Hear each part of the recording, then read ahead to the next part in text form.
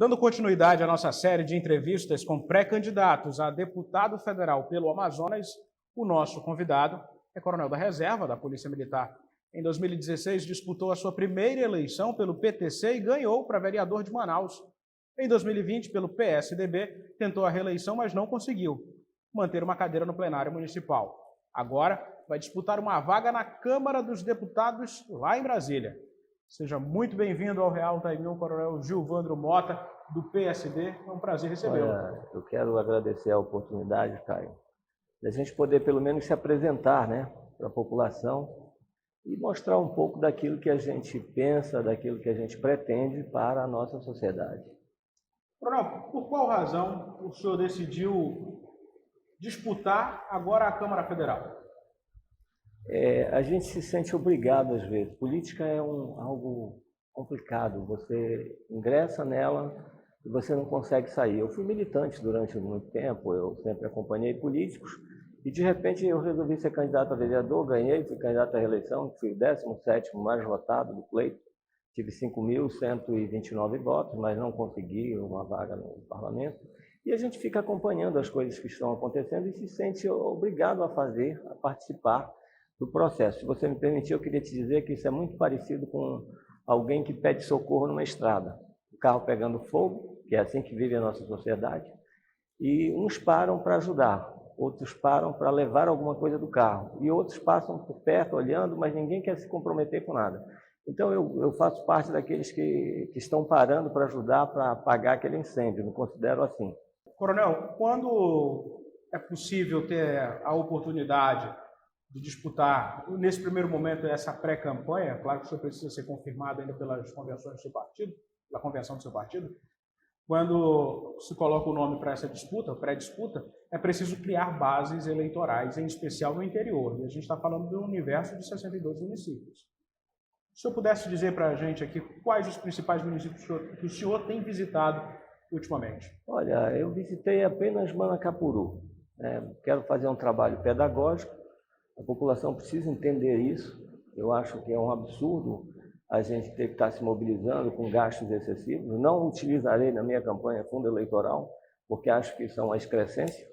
Então, quero fazer isso. Portanto, quando a gente tiver a disponibilidade de algum recurso para iniciar a campanha, eu vou visitar os municípios. Do contrário, eu vou fazer através da rede social, vou contactar aquelas pessoas em Manaus que eu tenho acesso, e é dessa forma que eu vou fazer a minha campanha. Acho que nós temos que banir definitivamente da política o fundo partidário e o fundo eleitoral. Isso só serve para distorcer o processo político e democrático. Qual a sua meta de votos? Não posso te dizer isso. Eu trabalhei na minha eleição para vereador achando que eu fosse ter 7.000 votos.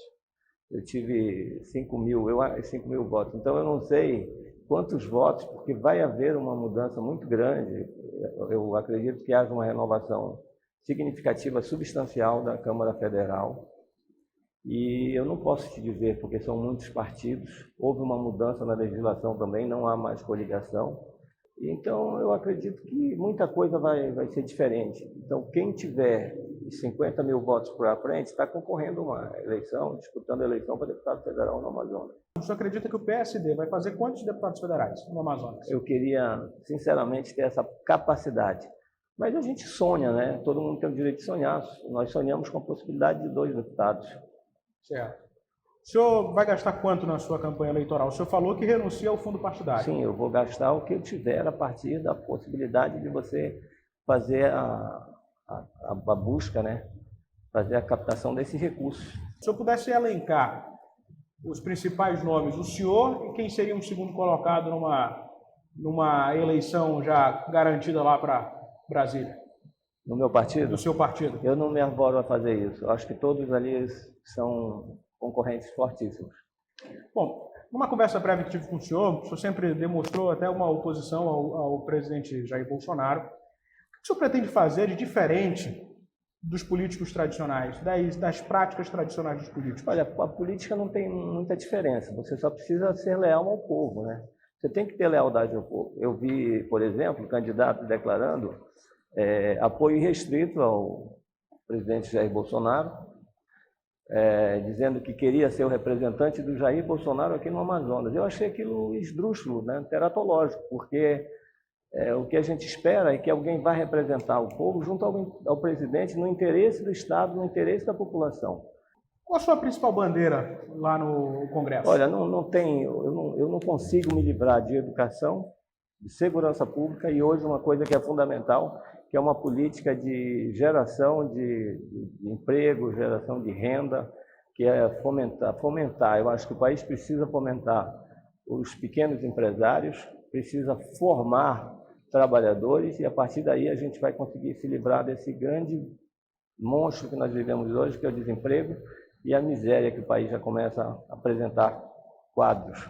Porque isso é potencializado justamente pela falta de segurança, pela falta de educação e pela falta dessa política de geração de emprego. Eu não consigo acreditar que você, dando as coisas para as pessoas, você vai resolver o problema delas, com esse excesso de bolsas que nós temos no Brasil hoje. E os estados criando bolsas. Aqui, por exemplo, se criou o auxílio permanente. Isso ajuda, mas não pode ser essa a principal política do governo. Você precisa levar comida para quem tem fome, levar auxílio para que nós saímos de uma pandemia, mas nós precisamos ter uma política pujante, uma política que possa realmente tornar o cidadão autônomo capaz de prover o seu próprio sustento e garantir o mínimo existencial à sua família. Tomando como base essas duas declarações que o senhor deu agora há pouco, eu lhe pergunto, esse tom que o senhor fala nessas suas respostas vão moldar o coronel Gilvandro, deputado federal, se eleito deputado federal em Brasília, um parlamentar governista, um parlamentar independente ou um parlamentar de oposição, independente do governo que esteja lá?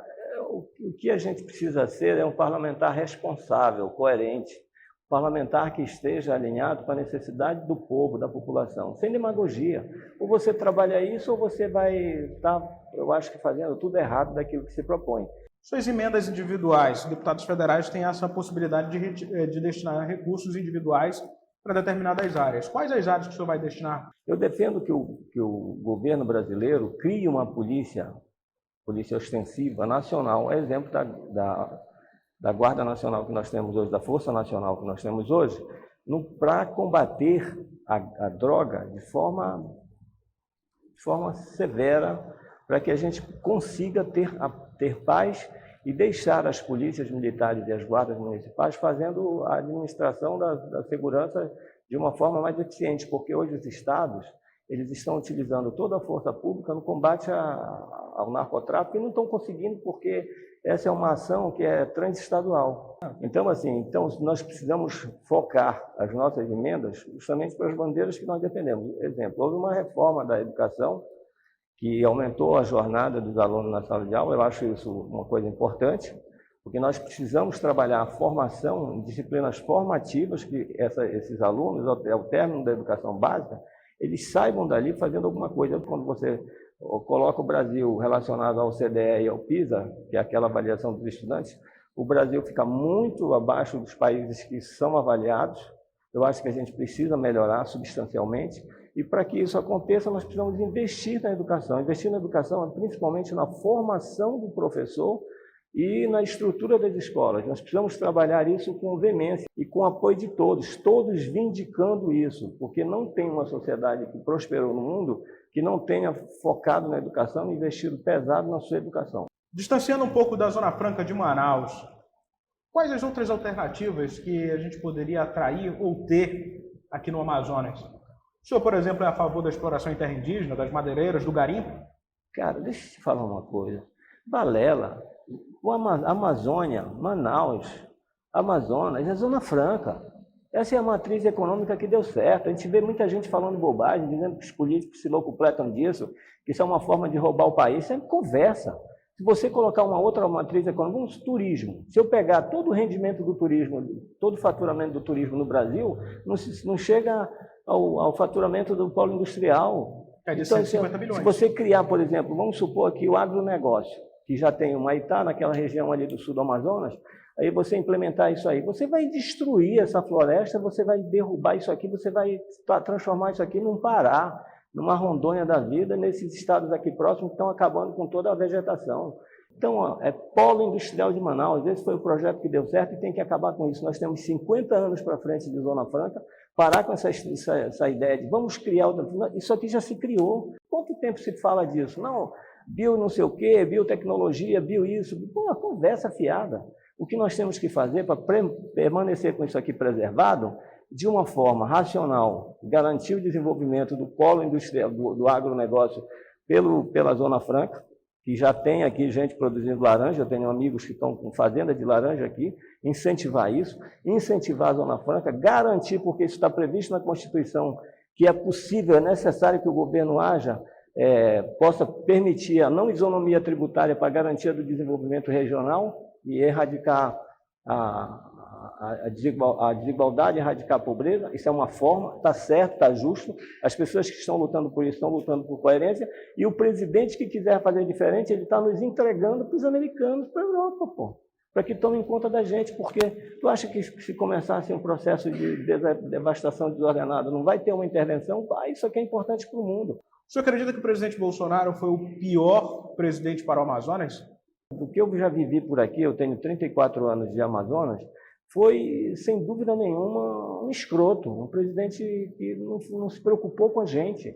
E as pessoas acabam achando que ele está fazendo certo. Nós temos que lutar como amazônida e como amazonenses, porque eu também sou amazonense, que eu tenho título de cidadão do Amazonas, embora tenha nascido no Pará, lutar com unhas e dentes por isso. Isso é nosso, isso é que nos garante a vida, isso que nos garante o desenvolvimento, isso é que garante os 500, 600 mil empregos que nós temos aqui gerados, 100 mil pela Zona Franca diretamente, 500 mil fora dela, e mais os aposentados, pensionistas que nós temos, mais a possibilidade do Estado fazer alguma coisa. Então, nós temos que zelar por isso.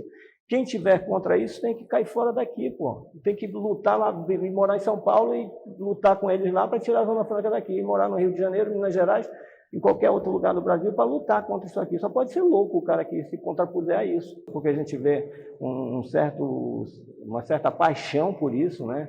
Um populismo sem necessidade. Então, gente que acha isso, não tem postura, não tem liturgia, mas é honesto. Que honesto, pô. O que é aquele RP9 lá? Aquelas emendas secretas? Aquilo é um estorvo, aquilo é um absurdo. A população sabe disso, que se dá dinheiro ao parlamentar para apoiar o governo, para levar para o município, para gastar a bel prazer, sem projeto, sem nada. A população sabe disso, alguém divulga isso. Cadê a imprensa que não divulga isso? Como o senhor avalia o prefeito Davi Almeida, a gestão dele? Rapaz, olha, não tem muito que avaliar o Davi, né? Ele começou agora, eu acho que ele é um cara honesto, mas ele é um cara mal assessorado, porque ele está fazendo um governo de amigos, né? Fazendo governo com amigo. Fazer governo com amigo, cara, é horrível, né? Eu gostaria muito de poder colaborar, inclusive, com o governo do Davi Almeida. Mas não tive essa oportunidade. De longe a gente vê muita coisa ruim. Qual a necessidade de gastar 100 mil reais em Barcelona para divulgar? Vou gastar em Berlim, e isso, afrontando o povo.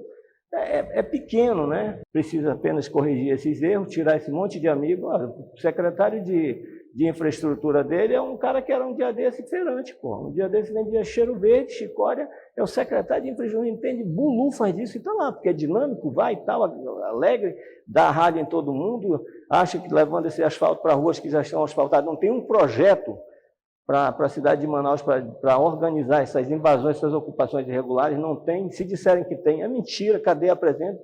Não estão dizendo quais são as 10 mil ruas, isso é importante dizer. Não estão dizendo como estão fazendo esse asfalto, qual base estão colocando, se estão impermeabilizando, se estão fazendo drenagem, porque asfaltar sem drenagem é jogar dinheiro fora, pô. O governador Wilson Lima, como o senhor avalia o governo dele? Eu acho que o Wilson foi um cara que foi alçado ao governo, sem nenhuma experiência política, sem ter sido vereador. É preciso? Às vezes você precisa sentir como funciona a coisa para você chegar lá e fazer.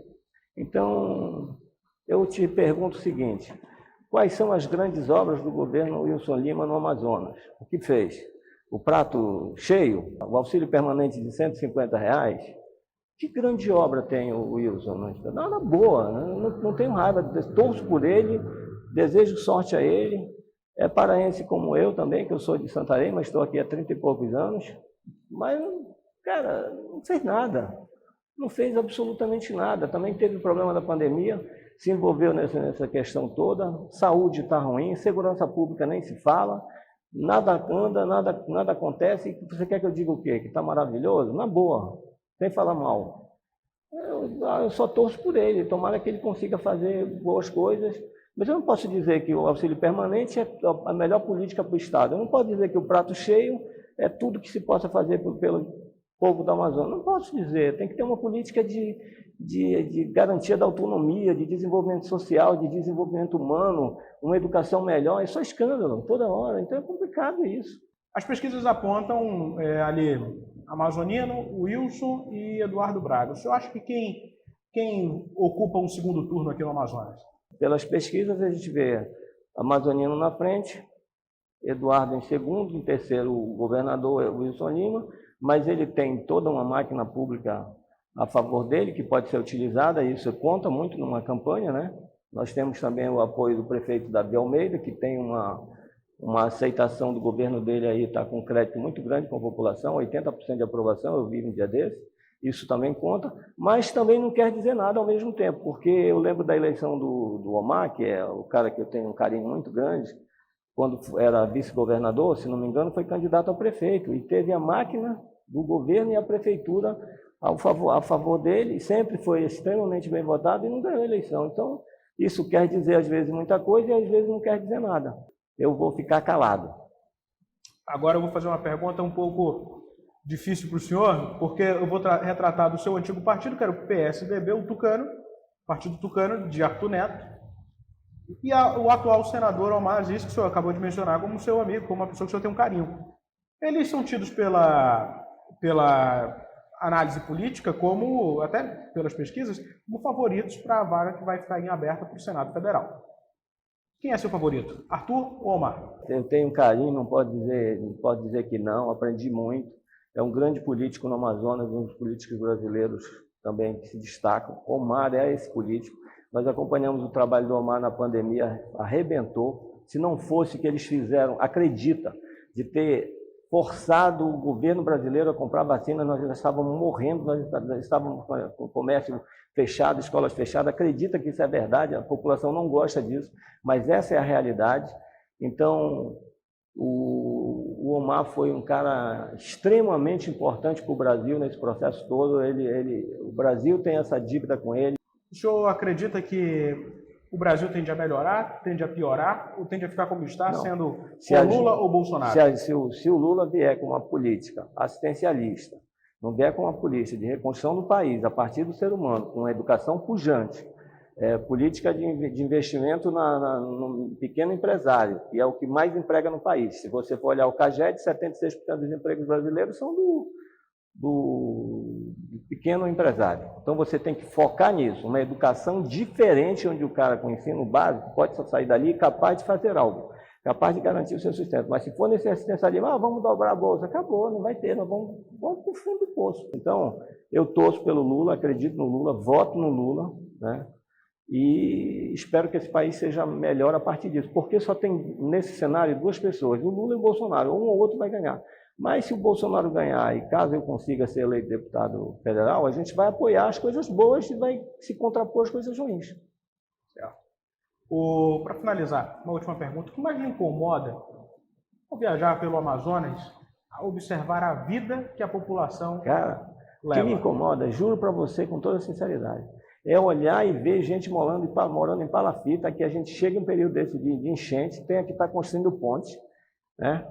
E daqui a pouco destruindo ponte, fazendo isso. Cara, isso é uma excrescência na cidade de Manaus, na nossa cidade. Coronel Gilvandro, do PSD, muito obrigado por estar aqui no Real Time 1. Prazer recebê-lo, volte mais vezes, Caio, sempre que quiser. Eu só volto aqui se vocês me convidarem, obviamente, porque eu não posso estar querendo impor estar aqui, mas eu gostaria de ficar aqui contigo conversando 5 dias sobre política, porque eu amo falar disso. E quero pedir desculpa a todos aqueles que são apaixonados pelo Bolsonaro, né? Que eu não tenho nada contra, não tenho ódio do Bolsonaro, é um brasileiro, a gente tem que ter respeito por ele. Mas eu quero declarar aqui minha paixão pelo Lula. Pô. Lula trouxe uma esperança para esse povo brasileiro aqui. Eu sou filho de pobre, do Beiradão, da casa de palha, do piso de chão, e sei que a minha região foi muito contemplada por isso. Eu sou um apaixonado por isso. Acho que a educação muda o país. E é nisso que nós temos que focar. A segurança garante a repropriação, e eu quero me despedir das pessoas desejando a todos muita sorte, sorte ao Brasil, e que possam me ver como uma alternativa para representar o Amazonas no Congresso Nacional. Coronel Gilvando, muito obrigado mais uma vez. Sinta-se convidado, como eu falei ainda há pouco, está assim confirmado pela convenção do seu partido, a retornar aqui ao RTU Entrevista. A você, internauta, meu muito obrigado por estar aqui conosco. Peço que você curta, comente, compartilhe, coloca no grupo do WhatsApp essa entrevista e também inscreva-se em nosso canal no YouTube, é o Portal Real Time 1. E também segue a gente nas redes sociais. Até uma próxima oportunidade.